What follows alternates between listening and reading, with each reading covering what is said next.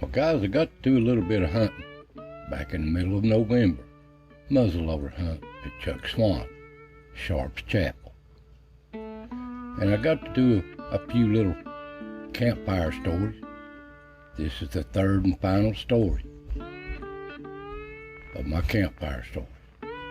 And this one's centered around something that not many people knows about. The relocation of people that having to move from Norris Lake, Lost Creek, and all these East Tennessee basins throughout East Tennessee with the TVA water system. So, hope you enjoy this little story. Welcome to Donnie Law's East Tennessee Outdoors. Well, I'm in the mountains. I'm on Chuck Swan in East Tennessee, Union County, trying to do a little deer hunt. I thought I'd share a little story with you while I'm here about this place. Not many people knows about what I'm about to tell you, but this is a true story. It's been told to me by some close friends that knows this place a lot better than I do. And I've hunted this place and been here for probably 40 years now. And it's a nice place, but it's changing.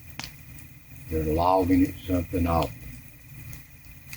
So, I don't like it no more than anybody else does, but what can you do?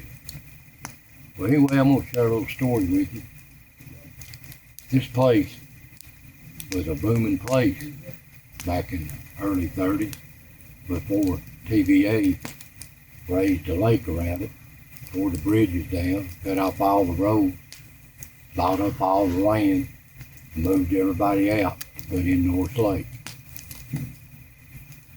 Now most people took the money from TVA and relocated their families in other parts of Tennessee, or even further off than that.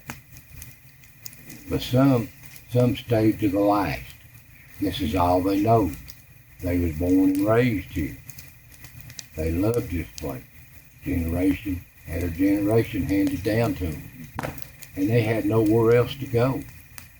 They didn't care about the money. They cared about the land. And some stayed here. In one case, down here in what they call Big Spring on Chuck Swan, there was an old farmer, a guy, that he would not leave. And he knew they was going to come and forcibly remove him if he did. So late one evening before this happened, he went down to the barn and he hung himself. And they found him there in his barn. He hung himself that night before. This is all he knows. He wouldn't leave. And I'm not sure how many other people done that here. It's just stories lost in time. But I've heard other reports that they'd be coon hunting down in there. And back where the barn used to stand in the old house, that the dogs wouldn't even go around the place. They would just shun away from it. And that's the stories I've heard. So I thought I'd share this little bit of it. That's some sad stories about the old people and their struggles to keep their land. Kind of like when the Native Americans had it.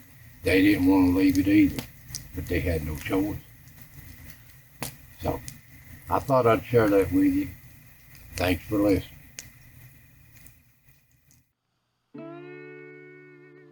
Well, one thing I'd like to add, this was some sad tragedies here in all of East Tennessee, not just Norris Lake. People lived their whole life here, born and raised, generation after generation.